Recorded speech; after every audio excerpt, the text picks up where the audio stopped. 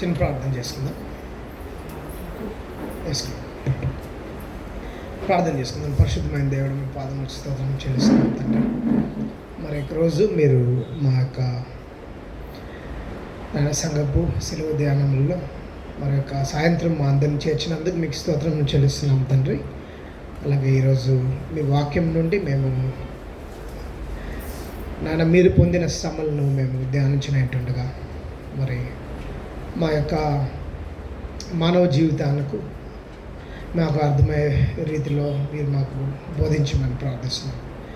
అని వినివారం మాత్రమే కాకుండా తండ్రి మేము వీటిని ఆచరించి మరి మీ యొక్క పునరుద్ధాన శక్తిని మరి క్రైస్తవ విశ్వాస బలమును మేము అనుభవించే వారముగా సహాయం చేయమని ప్రార్థిస్తున్నాం. వినే ప్రతి ఒక్కరిని తండ్రి, విని వారందరినీ మీ చేతులకు అప్పగించుకుంటూ ఈ ప్రార్థనను యేసుక్రీస్తునామమున ప్రార్థిస్తున్నాం తండ్రి. ఆమేన్. మరొక సాయంత్రంన మీరందరూ చేరినందుకు మీకు చేరి నేను మీతో వాక్యము పంచుకుంటున్నందుకు దేవునికి కృతజ్ఞతాస్తుతులు చెల్లిస్తున్నాను. అలాగే నాకు అవకాశం దయచేసిన మరి పాస్టర్ గారికి అలాగే కమిటీ వారికి కూడా నేను వందనాలు చెల్లిస్తున్నాను. ఈరోజు ఈ వాక్యము ఈ వారంలో మనం ధ్యానిస్తూ ఉంటుండగా మరి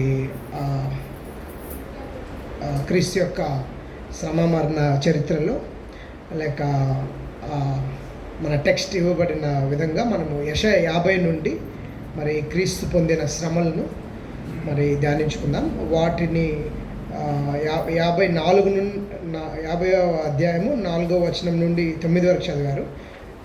నేను కేవలం 6వ వచనం మీద ఫోకస్ చేయాలనుకుంటున్నాను. కొట్టువారికి నా వీపును అప్పగించతని, వెంట్రుకలు పెరికివేయ వారికి నా చెంపలను అప్పగించతని, ఉమ్మివేయ వారికి అవమానపరచు వారికి నా ముఖము దాచుకొనలేదు. మరి 7వ అధ్యాయము 7వ వచనము మొదటి భాగము కూడా నేను చదవాలనుకుంటున్నాను. అది ప్రభువగు యెహోవా నాకు సహాయం చేయవాడు కనుక నేను సిగ్గుపడలేదు. ప్రభువగు యెహోవా నాకు సహాయం చేయవాడు కనుక నేను సిగ్గుపడలేదు. మరి ఈ వచనాన్ని ఎందుకు చదివానంటే, నేను ఈ వచనంతో మనకు ఈ 6వ వచనము కంప్లీట్ అవుతుంది.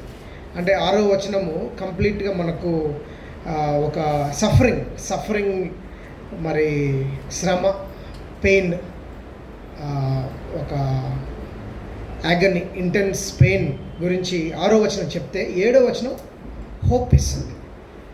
అంటే మనము డాక్టర్ దగ్గరికి వెళ్ళినప్పుడు కేవలం డయాగ్నైజ్ చేస్తే సరిపోదు. ఏం ప్రాబ్లం ఉందో చెప్తే సరిపోదు కదా. దాన్ని కంప్లీట్ అవ్వాలంటే మరి రెమెడీ కూడా రాయాలి, మెడిసిన్ కూడా ఇవ్వబడాలి. మరి 7వ వచనము మొదటి భాగము మెడిసిన్గా యూజ్ అవుతుంది. అంటే ఒక కంప్లీట్ చేస్తుంది. క్రీస్తు యొక్క ప్రవచనాత్మకమైన శ్రమను ఇది కంప్లీట్ చేస్తుంది. ఓకే, ఈరోజు మరి శ్రమ అంటే సఫరింగ్ గురించి చెప్తున్నాను. మరి మనందరికీ లైఫ్లో ఒక గ్యారంటీడ్ థింగ్ ఉంది. ఏంటది? ఒకటి గ్యారంటీ, డెత్, మరణం. సరే, మరణము మనం ఇంకా జీవంలో ఉన్నాం కాబట్టి మరణం గురించి మాట్లాడాల్సిన అవసరం లేదు. కానీ ఇంకొకటి ఉంది. ఏముంది? అది సఫరింగ్, పెయిన్ అనేది గ్యారంటీడ్. ఫస్ట్ మనం గుర్తుపెట్టుకోవాల్సింది పెయిన్ అంటే సఫరింగ్ అనేది గ్యారంటీడ్. సో ఈ సఫరింగ్ గురించి వినడం కూడా ఒక సఫరింగే, అవునా? సఫరింగ్ గురించి వాక్యం ప్రిపేర్ అవ్వడం కూడా నిజంగా సఫరింగే. ఎందుకంటే దిస్ ఈజ్ అ మిస్టరీ, మనకు అర్థం కాదు. It is beyond human beings. ఒక హ్యూమన్ బీయింగ్ యొక్క ఎక్స్టెన్షన్ ఈ సఫరింగ్, అవునా? సో పిల్లలకు వాళ్ళ పరిధిలో సఫరింగ్ ఉంటుంది. 10th క్లాస్ ఎగ్జామ్స్ కావాల్సిన టెన్షన్ వాళ్ళకు ఉంటుంది. రిజల్ట్స్ కొరకు వెయిట్ చేసే టైంలో ఉండాల్సిన టెన్షన్ వాళ్ళకు ఉంటుంది. పెద్దవాళ్ళకు వాళ్ళ టెన్షన్ ఉంటుంది. ఎవరి పాలు వాళ్ళకు. కానీ అందరికీ మరి పర్ఫెక్ట్గా దేవుడు షేర్ చేసి ఇచ్చింది సఫరింగ్, అవునా? So suffering is a guaranteed thing in human lifes. కానీ మనము సొసైటీ ఏం చేస్తుందంటే, కల్చర్ మరి ఈ సఫరింగ్ని అవాయిడ్ చేయడానికి లేకపోతే వీటిని తగ్గించడానికి కొన్ని ప్రయత్నాలు చేస్తుంది, అవునా? ఆఫర్ చేస్తుంది. సో తగ్గించుకోవచ్చు సఫరింగ్. సో ఏవి అవి?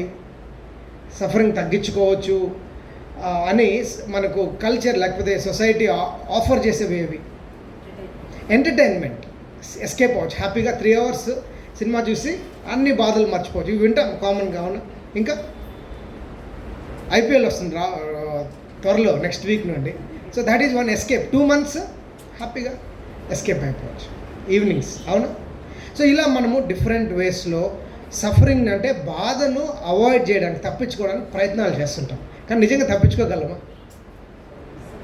We cannot escape suffering. So ఇది కూడా ఒక రియాలిటీ మనం గుర్తుపెట్టుకోవాలి. ఓకే, ఇప్పుడే మనము సో దీనికి ఏమన్నా డెలివరెన్స్ ఉందా? విడుదల ఉందా? విడుదల ఉంది. ఈ సఫరింగ్కి విడుదల ఉందా? మరి గాస్పుల్ అంటే సువార్త మనకు ఇస్తున్న ఒక గొప్ప హోప్ ఏంటంటే ఎస్, విడుదల ఉంది. దానికి ఒక ఎంఫాటిక్ ఎస్ అంటే ఖచ్చితంగా, ప్రస్ఫుటంగా, లేకపోతే ఘంటాపదంగా బల్లగుద్ది అవును, సఫరింగ్కి ఒక అర్థం ఉంది. సో అందుకని క్రిస్టియన్స్ ఒట్టి దీన్ని మనము సఫరింగ్గా పిలవకూడదు, శ్రమగా పిలవకూడదు. దీన్ని మనం ఏం పిలవాలంటే, నేను దీన్ని రిడెంప్టివ్ సఫరింగ్ అంటాను, అంటే విమోచనాత్మకమైన సఫరింగ్ అంటాను నేను. కానీ నేను ఎక్కువ రిడెంప్షన్ యూజ్ చేస్తున్నాను కాబట్టి ఈరోజు ఇంకా సింపుల్ వర్డ్ యూజ్ చేస్తాను. క్రైస్తవ సఫరింగ్ అంటే క్రైస్తవుని యొక్క శ్రమ. సో మనకు కలిగే శ్రమలన్నీ ఒట్టి లోకపరమైన శ్రమలుగా మనం పరిగణించకూడదు. ఎందుకంటే ఈ శ్రమకు క్రీస్తు మనకు ఒక నూతన అర్థాన్ని ఇస్తున్నారు. అవునా? ఓకే, ఇప్పుడు మనము ఈ యొక్క వాక్యాన్ని మనము ఈ యొక్క దృష్టితో మనము ఒకసారి ధ్యానిద్దాం.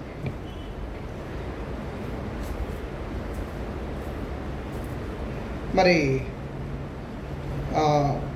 5 అధ్యాయాల్లో 42, 49, 50, 52, 61 అంటే యెషయా గ్రంథంలో 5 అధ్యాయాల్లో మరి సాంగ్స్ ఆఫ్ సఫరింగ్ సర్వెంట్ అని మనకు థీమ్ మనము ఏర్పాటు చేసుకోవచ్చు. థియోలాజియన్స్ దీన్ని సాంగ్స్ ఆఫ్ సఫరింగ్ సర్వెంట్ అంటారు. అంటే యెషయా రాస్తూ ఉంటాడు, టక్కని ఆయన టోన్ మారిపోద్ది. ఎలా మారిపోద్ది అంటే ఒక పవర్ఫుల్ గాడ్ నుండి ఒక పవర్లెస్ వీక్ గాడ్ని ప్రజెంట్ చేయడం స్టార్ట్ చేస్తాం ఈ యొక్క అధ్యాయాల్లో.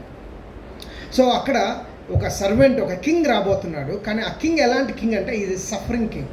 సో దీని ఐడియాని ప్రజెంట్ చేస్తున్నాడు యెషయా. అవునా? సో జీసస్ ఇక్కడ మనకు హార్స్ మీద లేకపోతే ఖడ్గం పట్టుకొని ఆ ప్రజెంటేషన్ ఇవ్వట్లేదు. ఐషియా ఏమిస్తున్నాడంటే ఆయన వెంట్రుకలు పీకించుకుంటున్నాడు, ఆయన వీపును శత్రువులకు అప్పగిస్తున్నారు, అలాగే ఆయన ఫేస్ను ఉమ్మి వేయడానికి ఆయన అలౌ చేస్తున్నాడు. సో ఒక అవమానకరమైన రాజుని ఈయన ప్రజెంట్ చేస్తున్నాడు యెషయా. మనం గుర్తుపెట్టుకోవాలి. సో ఇదే మనకు మింగుడు పడిన విషయం. అంటే ఈ మన క్రీస్తుని, దేవుణ్ణి ఇలాగ మనము ఊహించడమే మనకు కష్టం. సార్ మీరు ఎందుకు ఇవన్నీ చెప్పడము? మనకు పాజిటివ్ థింగ్స్ చెప్పండి ఏమన్నా లైఫ్లో, లేకపోతే క్రీస్తు ఎలా మన కష్టాలని మనం జయించాలో చెప్పండి అంటే గాస్పుల్ అలా రియాలిటీని ప్రజెంట్ చేస్తుంది. గాస్పుల్ రియాలిటీని స్కిప్ చేయదు, వాస్తవాన్ని మన ముందు ప్రజెంట్ చేస్తుంది. సో హైదరాబాద్ మరి చర్చ్ స్పేస్లో మీరు చూస్తే ఇలాంటి మెసేజెస్ ఉన్న churches I think they are healthy churches. Suffering గురించి బోధించే, క్రాస్ గురించి బోధించారు, సిలువ గురించి. అవునా? మరి కొన్ని చర్చెస్ ఉన్నాయి, అవి ఈవెన్ క్రీస్తుని మీరు రిపెంట్ కూడా అవ్వాల్సిన అవసరం లేదని ఒక బోధ ఉంది. మనం చాలా దగ్గరలోనే ఉంది, మెహదీపట్నంలో.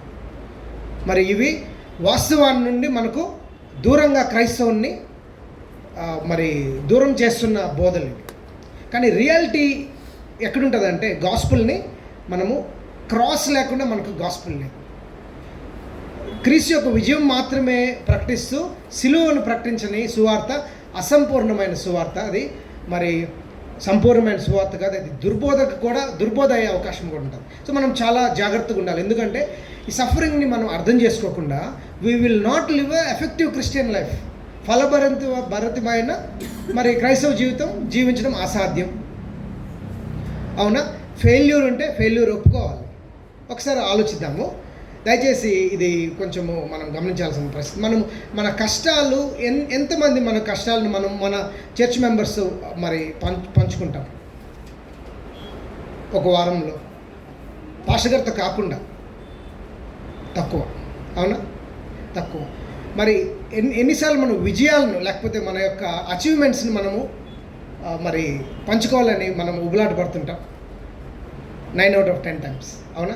సిగ్గున్న వాళ్ళు అంటే కొంచెం సిగ్గుపడే వాళ్ళు తప్పితే అందరము పంచుకోవాలి. సో మనకి ఇది అని మనం సాక్ష్యాల రూపంలో లేకపోతే థ్యాంక్స్ గివింగ్ రూపంలో దేవుని మనము పంచుకుంటూ ఉంటాం. ఎందుకంటే మనం సఫరింగ్ని షేర్ చేసుకోవడం ఒక షేమ్గా ఫీల్ అవుతాం. సో ఈ పరిస్థితి మనకు ఉంటుందని తెలిసి యెషయా చేత దేవుడు అప్పుడు ఈ వాక్యాలు రాయించాడు. ఎవరి గురించి తెలుసా? It is about Jesus Christ. Okay, so 3 విషయాలు మనము ఈరోజు నేను మీతో షేర్ చేసుకోవాలనుకుంటున్నాను. ఫస్ట్, ఈ సఫరింగ్, మన క్రిస్టియన్ సఫరింగ్లో ఏముంటుందంటే, first point, there is divinity in Christian suffering. There is divinity in Christian suffering అంటే శ్రమలో దైవత్వం ఉంది. మన శ్రమలో, క్రైస్తవుని యొక్క శ్రమలో ఏముంది? సో దాని గురించి చూద్దాం. ఓకే, మొదటిగా ఇక్కడ 2 మాటలు నేను మీ దృష్టికి తీసుకురావాలనుకున్నాను. ఒకటి, వెంట్రుకలు పెరుకువేయ వారికి నా చెంపలు అప్పగించి తిని. సో దీన్ని ఎందుకు మరి యెషయా చేత దేవుడు రాయిపించాడంటే, అప్పటి సమాజంలో అంటే ఏన్షియంట్ ఈస్టర్న్ కల్చర్స్లో బియర్డ్ అంటే గడ్డం ఉండడము ఒక మరి స్టేటస్కి గుర్తు, వారి యొక్క గౌరవానికి అండ్ పురుషత్వానికి, మ్యాన్లీనెస్కి గుర్తు. ఓకే, మనం గ్రహించాలి. ఈరోజు మాకెవరికి లేకపోతే మనకు బిగ్ బియర్డ్స్ లేవు. ఓకే, కానీ ఆ కల్చర్స్లో బియర్డ్ ఉండడము it is a sign of respect. So ఆ బియర్డ్ ఉంటేనే వాళ్ళు చాలా పొలిటికల్ పొజిషన్స్కి వాళ్ళకి ఆ రిక్వైర్మెంట్ ఫిల్ చేసేవాళ్ళు. అర్థమైందా? లేకపోతే సమాజంలో ఒక మంచి పొజిషన్లో ఉండాలంటే మగవాళ్ళకు గడ్డం ఉండాల్సిన పరిస్థితి. మరి ఇలాంటి పరిస్థితుల్లో దేవాతి దేవుడు ఇక్కడ ఏమని రాస్తున్నారు? దేవాతి దేవుని గురించి, ఆయన వెంట్రుకలు పెరుకువేయ వారికి నా చెంపలను అప్పగించింది అంటే ఆయన బియర్డ్ని ఆయన పుల్ చేయడానికి అలౌ చేశాడు. అంటే he is willing to sacrifice his respect and suffer. అనుకుంటున్న గౌరవము గడ్డంలో లేదు అని క్రీస్తు మరి ఈ వాక్యం ద్వారా మనతో లేకపోతే అప్పటి యూదులతో మరి షేర్ చేసుకుంటున్నారు. రెండవది, ఉమ్ము వేయ వారికి, అవమానపరచు వారికి నా ముఖము దాచుకోలేదు. సో ఉమ్ము వేయడము అంటే మరి నేను ఈ వాక్యం ధ్యానించేటప్పుడు నేను తెలుసుకున్నాను. అంటే ఈ వాక్యం గురించి ఇప్పటి వరకు నేను ఉమ్ము వేయడం అంటే మామూలుగా మనకు ఒకరి మీద కోపం వస్తే ఏమంటాం? చీ అంటాం, అంటే తూ అంటాం కదా, అవునా? మరి కానీ అప్పటి కల్చర్స్లో ఉమ్ము వేయడం అంటే ఏంటంటే ఒకరు నువ్వు విలువలేని వాడివని చెప్పడము. నువ్వు విలువలేని వాడివని చెప్పడం, నీకు వాల్యూ లేదు, నువ్వు దేనికి పనికిరాని వాడివి, సమాజం ముందు నువ్వు తిరస్కారం పొందదగిన వాడివని చెప్పడం ఉమ్ము వేయడం అంటే. అందుకే మనం చూస్తే యేసు ప్రభు మీద ఉమ్ము వేస్తారు. సో ఇక్కడ ఏమని రాయబడిందంటే యేసు ప్రభు గురించి, ఆయన శ్రమల గురించి, ఉమ్ము వేయ వారికి, అవమానపరచు వారికి నా ముఖము దాచుకోలేదు. అంటే ఇక్కడ వాళ్ళు ఉమ్ము వేయడమే కాదు, ఈయన వాళ్ళు ఉమ్ము వేస్తుంటే కూడా అవమానాన్ని తీసుకున్నట్లుగా మనము వీటి నుంచి గమనించవచ్చు. సో మన కొరకు యేసు ప్రభు లేకపోతే మన రక్షకుడైన యేసయ్య మన కొరకు ఎలాంటి అవమానాన్ని తీసుకున్నాడో మనము చూడగలం. మనం గుర్తుపెట్టుకోవాలి, ఈయన is a second person in the Trinity, త్రిత్వంలోని రెండవ వ్యక్తి. సో ఈయన ఇలాంటి అవమానాలు భరించడమా? అవునా? మనకు ఒక చిన్న గౌరవం ఇవ్వకపోతేనే రెస్పెక్ట్ మనము, అవునా? కానీ యేసయ్య మనకు ఒక మోడల్ని ప్రజెంట్ చేస్తున్నారు. ఏంటంటే ఎలా సఫర్ అవ్వాలి అంటే ఇట్స్ వాలంటరీ ఒబీడియన్స్. అంటే మనకు శ్రమలలో మరి ఆ యొక్క విధేయతను ఇక్కడ మనకు యేసయ్య చూపిస్తున్నారు. First, there is divinity in suffering. So ఎందుకు మనకు శ్రమలు అంటే లోకస్తులకి క్రైస్తవుని కలిగే శ్రమల్లో ఒక తేడా ఏంటి? మన శ్రమల్లో ఎవరున్నారు? ఆయనే శ్రమ పడి మన పక్షాన మన పెయిన్ని ఆయన తీసుకొని మనకు ఆయన మోడల్గా ఉండడం మనం చూస్తున్నాం. ఇది ఫస్ట్ పాయింట్. ఒక థియాలజియన్, ఆయన పేరు యుర్గెన్ మోల్ట్మెన్, ఆయన అంటాడు, God is not found in human Triumph but in abandonment of the crucified Christ అంటాడు. సో మానవుని యొక్క యుద్ధానికి సంబంధించిన విజయాల్లో లేడు దేవుడు. ఎక్కడున్నాడు? క్రాస్ మీద ఉన్నాడు. గాడ్ని నువ్వు చూడాలంటే లుక్ ఎట్ ద క్రాస్ అన్నాడు. వార్స్ని జయించిన దగ్గర క్రైస్తు లేడు. క్రీస్తు ఎక్కడున్నాడు? ఓకే, ఇప్పుడు మనం ఆలోచిద్దాం. ఇరాన్ ఇజ్రాయెల్ వార్ జరుగుతుంది. ఎవరి పక్షాన్ని దేవుడు ఉంటాడో మనము ఈ వాక్యాలను బట్టి ఆలోచిస్తే మనకు అర్థమవుతుంది. ఎక్కడుంటాడు దేవుడు? శ్రమ పడే వాళ్ళ దగ్గర ఉంటాడు. దాన్ని నేను సెకండ్ పాయింట్లో చెప్పాలనుకున్నాను. ఇంకొకటి డివినిటీ గురించి ఆలోచిస్తే సఫరింగ్ ఈజ్ ఎ మాస్క్. ఒక థియోలాజియన్ రాశాడు, suffering is a mask in which God is hidden. అంటే శ్రమ అనేది ఒక మాస్క్ అంట, ఒక మాస్క్. సో ఆ మాస్క్ వెనక ఎవరున్నారు?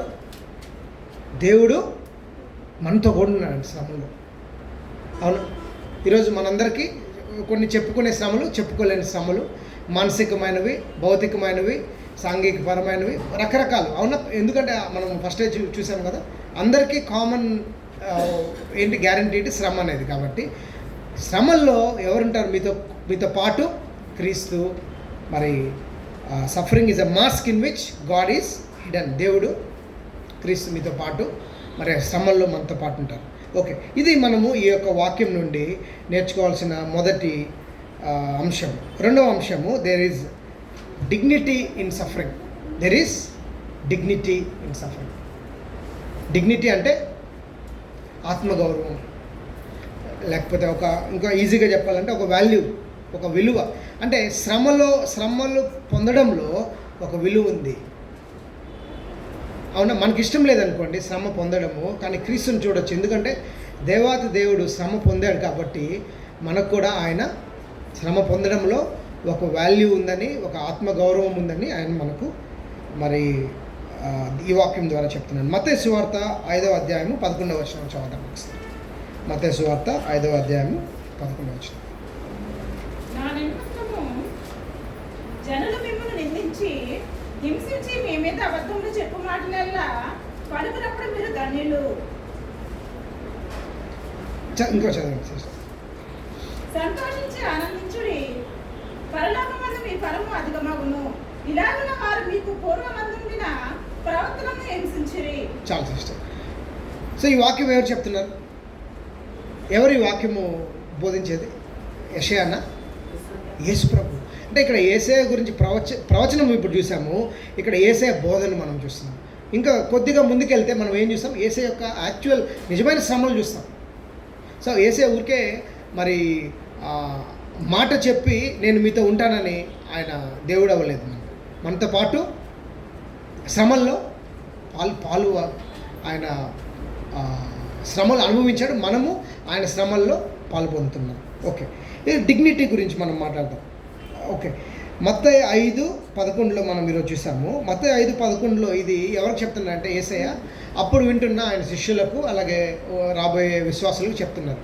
ఇంకా కొన్ని సంవత్సరాల్లో యేసయ్య మరి ఆరోహణమై వెళ్ళిపోతారు. ఎర్లీ చర్చ్ స్టార్ట్ అవుతుంది.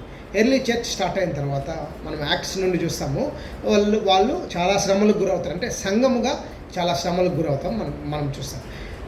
రోమన్ ఎంపైర్ మరి వాళ్ళ చేతిలో చిక్కుతారు. అంటే ఎక్కువగా శ్రమలు ఎవరి కింద పొందుతారు ఎర్లీ క్రిస్టియన్స్ అంటే? రోమన్స్ చేతిలో మరి ఎర్లీ క్రిస్టియన్స్ వాళ్ళు శ్రమలు పొందడం మనం చూస్తాం.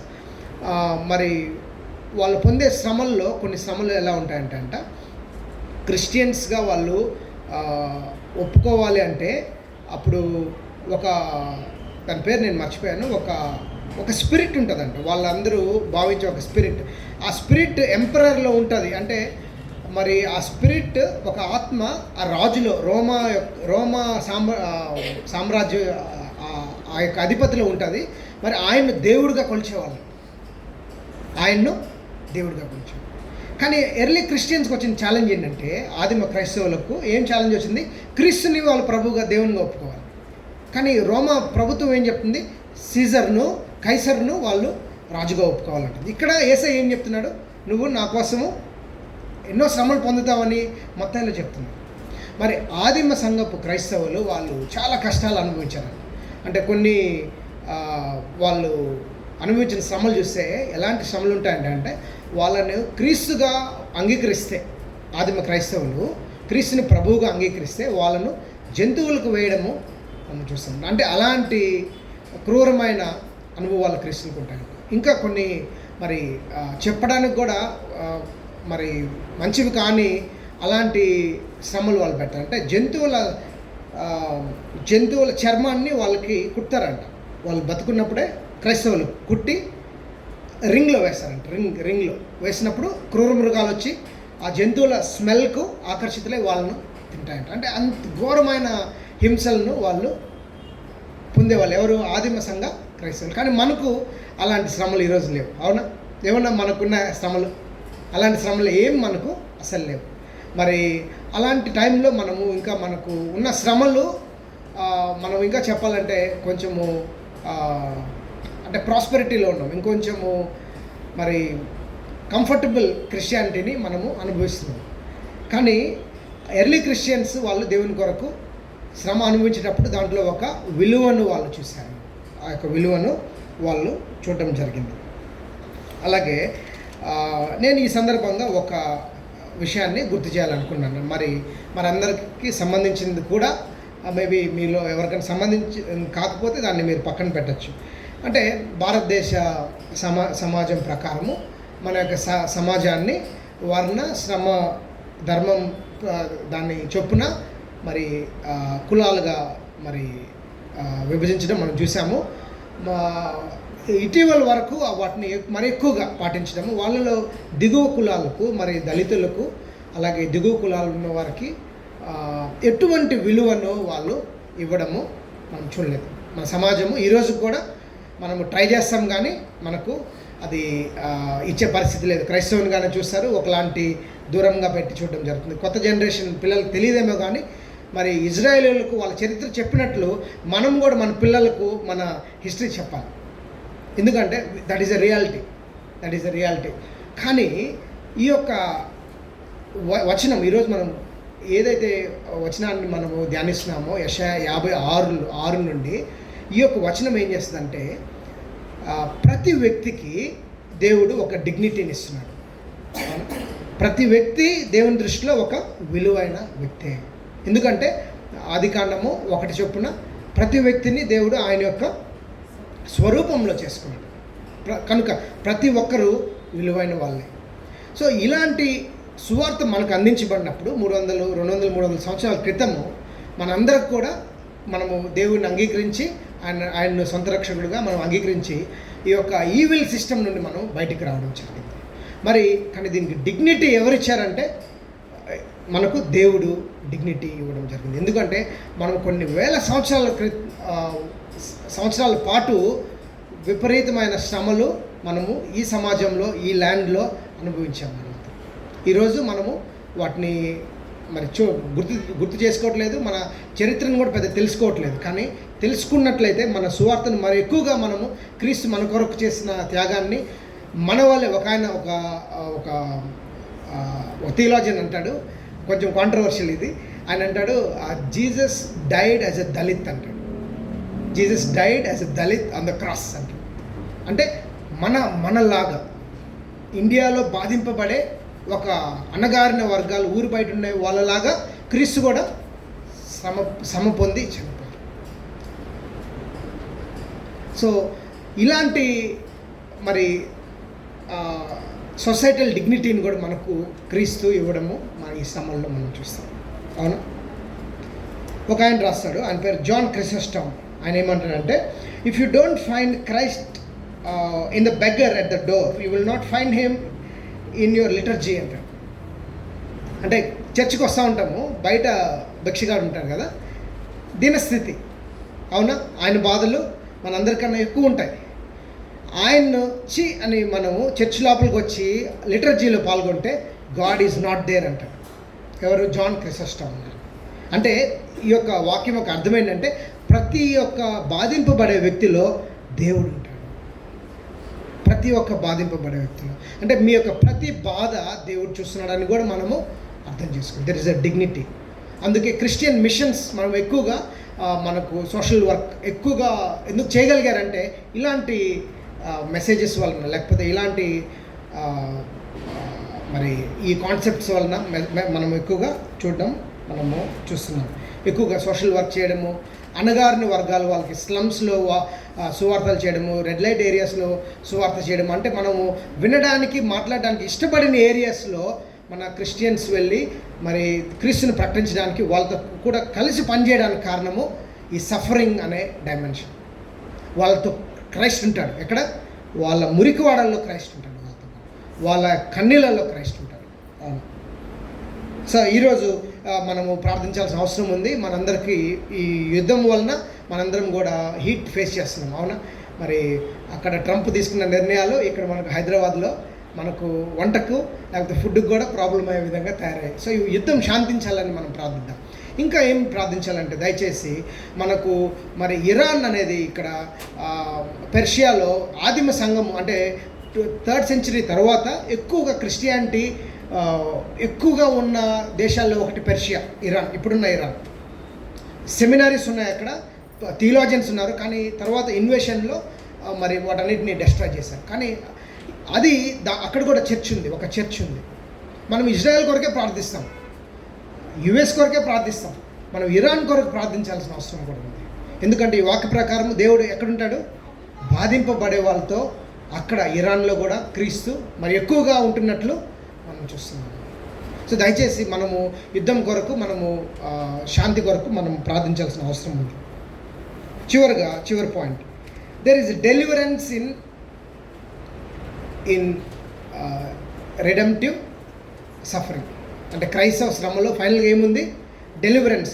సో ఇవన్నీ బాగానే ఉన్నాయి, కానీ దీనికి విడుదల మనకు ఉంటేనే ఈ యొక్క స్టోరీకి మనకు కంప్లీట్ అవుతుంది. అవునా? సో ప్రపంచము ఒక శ్రమ, ఒక మరణము ప్రపంచంలో సంభవిస్తే వాళ్ళకు ఆశా నిరీక్షణ లేదు. కానీ ఒక క్రైస్తవునికి ఆశా నిరీక్షణ ఉంది. ఎలాగ మనం చెప్పగలమంటే దాన్ని, క్రీస్తు శ్రమలు పొందిన తర్వాత క్రీస్తు ఏమయ్యారు? 3వ దినమున ఆయన యొక్క శరీరంలో ఆయన తిరిగి లేచారు. మహిమ శరీరంతో ఆయన తిరిగి లేయడం జరిగింది. సో అటువంటి నిరీక్షణ ఒక క్రైస్తవునికి ఉంది. ఏంటంటే డెలివరెన్స్ ఉంది.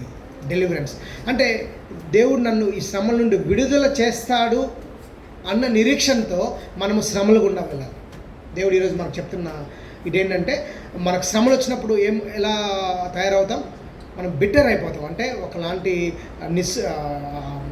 నిరాశ, నిస్పృహ, ఒకలాంటి, అంటే మనిషి మనం చేదుగా మన నోటి నుండి మాటలు వస్తాయి. అవునా? మన నిర్ణయాలు కూడా అలాంటి నిర్ణయాలు మనం తీసుకుంటాం.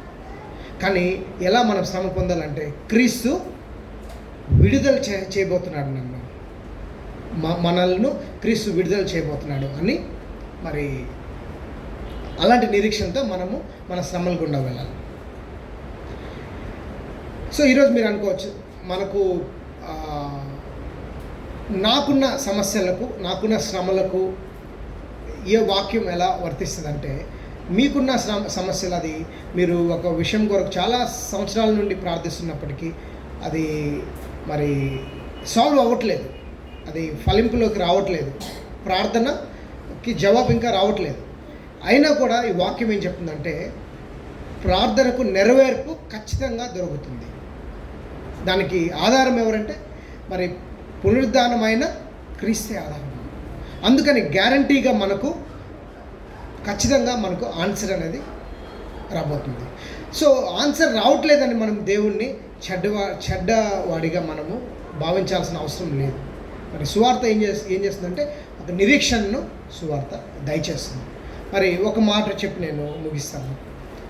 ఒక పాస్టర్ గారు నాకు, అంటే ఒక ఆయనతో మాట్లాడుతూ, ఆయన వాక్యం వింటున్నప్పుడు ఈ మాట అన్నాడు, ఈ యొక్క వ్యాధులు ఎందుకు నయమవట్లేదు? దేవుని ప్రార్థన చేస్తారు కదా, కానీ ఈ వ్యాధులు ఎందుకు నయమవట్లేదు? ఏదైనా నయమవుతుందని దేవుడు చెప్తున్నారు కదా అంటే, ఆయన ఒక మాట అన్నారు, ఏంటంటే every disease is healed, will be healed, but it's a matter of time అన్నాడు. మ్యాటర్ ఆఫ్ టైం అంటే ఆయన ఏమంటున్నాడంటే, అది ప్రతి వ్యాధి దేవుడు నయం చేయబోతున్నాడు. ప్రతి వ్యాధి క్రైస్తవునికి నయమవుతుంది, కానీ దానికి కొంచెం సమయం తీసుకుంటుంది.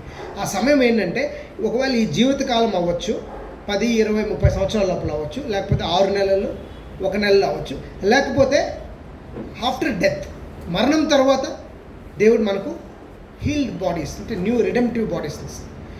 కానీ ఖచ్చితంగా డిసీజ్ అనేది it will be healed. So ఈ వాక్యం విన్నప్పుడు నాకు ఒక్కసారిగా అంటే దేవుని యొక్క శ్రమలను మనం ఎలా అనుభవించాలి అనేది మరి ఎక్కువగా ఆ రోజు నాకు అర్థమైంది. సో ఈరోజు ఒకవేళ మీ యొక్క శ్రమలకు ఇంకా దేవుడు జవాబు ఇవ్వలేదు అనుకుంటుంటే మరి మీ యొక్క నిరీక్షణను కోల్పోవద్దు. దానికి మరి మనకు క్రీస్తే ఈరోజు ఆధారంగా ఆయన ఈ వాక్యాన్ని మన ముందుంచారు. ఆయన గురించి ప్రవచించబడమే కాకుండా యెషయా ద్వారా ఆయన యాక్చువల్గా ఆ శ్రమలు పాలయ్యారు. వాటిని నెరవేర్పుగా ఆయన జీవితాన్ని ఆయన క్రయధనముగా సిలువ మీద అప్పగించారు. ఫైనల్గా ఆయన చనిపోవడం మాత్రమే కాకుండా మనందరి పాపాల నిమిత్తము, మనందరి శ్రమల నిమిత్తము ఆయన 3వ దినమున పునరుద్ధానమయ్యాడు, విజయుడై పునరుద్ధానమయ్యాడు. కాబట్టి ఇటువంటి నిరీక్షణ మనం కలిగి ఉందాం. ఇటువంటి నిరీక్షణతో మన ప్రార్థనలు దేవునికి అర్పిద్దాం.